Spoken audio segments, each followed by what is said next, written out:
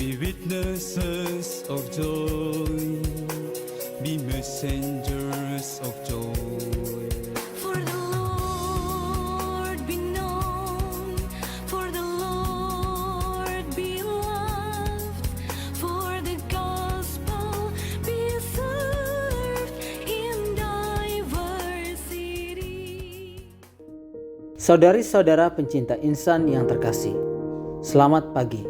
Selamat berjumpa lagi di hari ini, Jumat 1 Juli 2022. Kita akan mendengarkan permenungan yang akan dibawakan oleh Pater Christo Nurak CMF, seorang misionaris Claretian yang bertugas di komunitas Catalina, Jakarta. Dasar permenungan kita pada pagi hari ini diambil dari Injil Matius bab 9 ayat 9 sampai 13. Mari kita dengarkan bersama.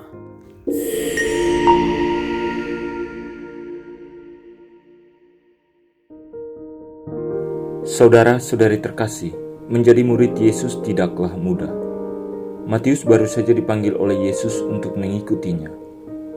Namun langsung dihadapkan dengan masalah antara yang suci dan yang berdosa. Di satu sisi, para pemungut cukai memang orang-orang yang dianggap sebagai pendosa karena menjalankan sistem kerja pemerintahan Romawi. Ini dianggap penyangkalan terhadap Allah karena sejatinya hanya Allah yang Raja, yang Kaisar, dan yang Tuhan. Dengan demikian, menjalankan sistem pajak terhadap umat Allah berarti menolak kedaulatan Allah, dan inilah yang memasukkan mereka dalam kategori berdosa dan seharusnya dijauhi, dibiarkan saja ada dalam lingkaran dosa mereka. Namun kalau kita melihat teks ini secara keseluruhan, sesungguhnya tidak ada persoalan. Sebab baik orang Farisi maupun para pemungut cukai sama-sama berdosa. Yang tidak berdosa hanya Yesus, Roh Kudus dan Allah Bapa. Hanya saja ada yang dosanya memang diketahui secara publik, sifatnya kasat mata dan bisa dilihat. Tetapi ada juga yang dosanya tak terlihat, tersembunyi, sehingga kadang orang sampai lupa diri bahwa dia juga orang berdosa, sebagaimana yang terjadi pada orang-orang Farisi. Inilah yang menjadi pokok persoalan. Dalam teks ini, orang Farisi adalah kelompok penjaga tradisi yang tentu saja terlihat jelas tampak keluarnya dari gaya hidupnya, liturginya, ketaatan menjalankan aturan keagamaan, tetapi hatinya sering berpikir jahat tentang orang lain, sebagaimana kisah Injil yang kita dengar kemarin, ketika Yesus mengatakan, "Mengapa kalian berpikir jahat di dalam hatimu?" Maka bacaan Injil hari ini sesungguhnya berbicara tentang penyembuhan bagi orang yang bertobat, yakni mereka yang datang terus mendekatkan diri dengan Yesus, mereka yang mengakrabkan diri dengan Yesus, dan lain sebagainya. Tetapi di sisi yang lain, teks ini merupakan sebuah bentuk penyadaran bagi orang Farisi dan ahli Taurat bahwa mereka juga orang berdosa.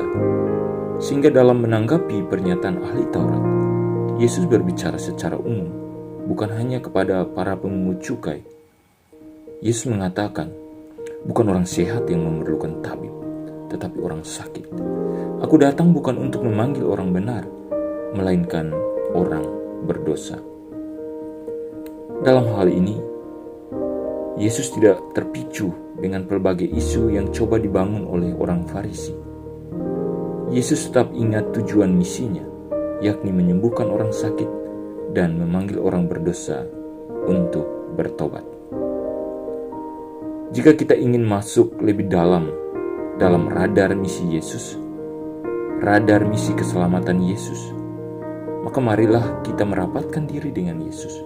Marilah kita mengakrabkan diri dengan Yesus, agar kita disembuhkan dan diselamatkan.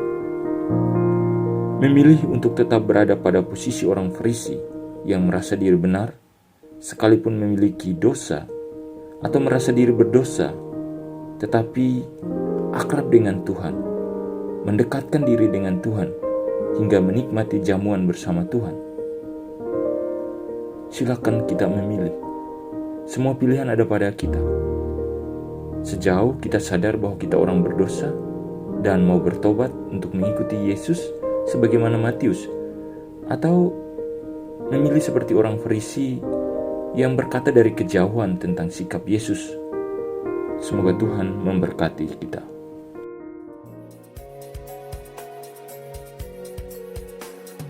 You and I, we are here today.